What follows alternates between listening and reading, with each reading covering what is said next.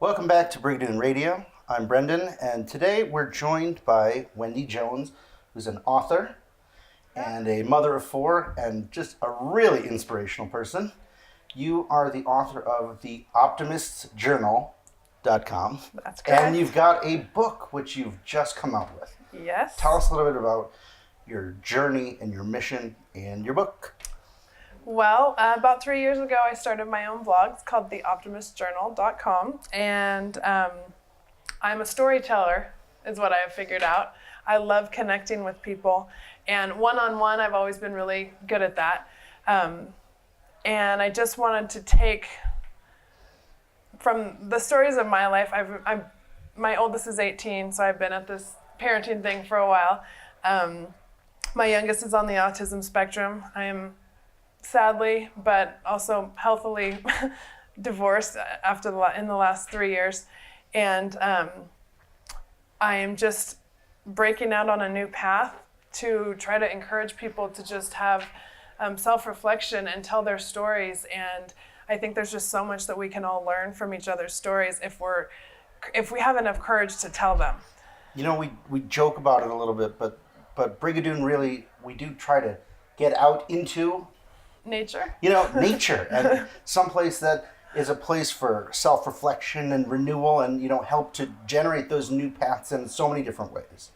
And that from adversity, as you were saying earlier, you can find a way to just rechart your own path and take responsibility in your life. Right. You've got your children, but like you said, divorce doesn't have to be necessarily the end.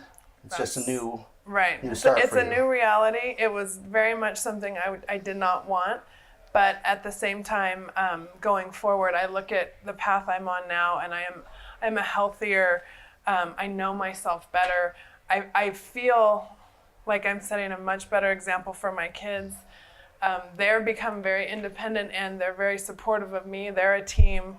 They're 18 to 11, and they, going through hard things, it teaches us a lot about our own inner strength. And if we don't ever go through hard things, how do we know it? And I think I spent a lot of my early childhood was super ideal. I have wonderful parents, and I'm very thankful for that. But, I think a lot of my life I was waiting for the shoe to drop and wondering if it did, what would happen.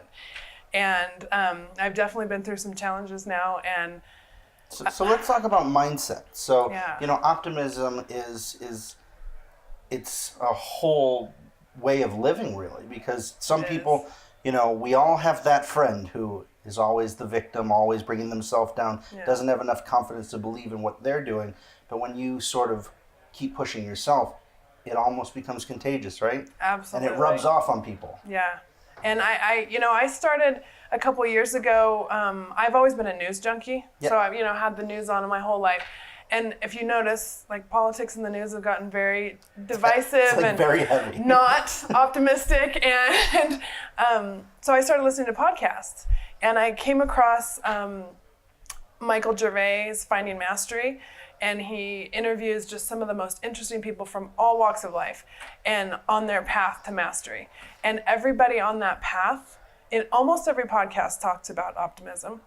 And also, it's growth mindset, right? And I started learning about growth mindset and realizing that that's where, hardship becomes opportunity if you have growth mindset. And otherwise, in that scarcity mindset, everything is scary and you're hoarding and you're holding on to, and it's just no way to live. I know you're also an athlete, you're a swimmer, you're a volleyball player. Is that mindset also the kind of thing where if I can will it, I can do it, I can win, I can push myself a little bit farther, a little bit faster, a little bit? Absolutely. I think sports, and then that is why I'm drawn to interviewing athletes, is for me, I've never reached the highest levels of any sport, but I think I've learned so much just in any one given game and any one race to the wall that you always have a little bit more than you think left in you.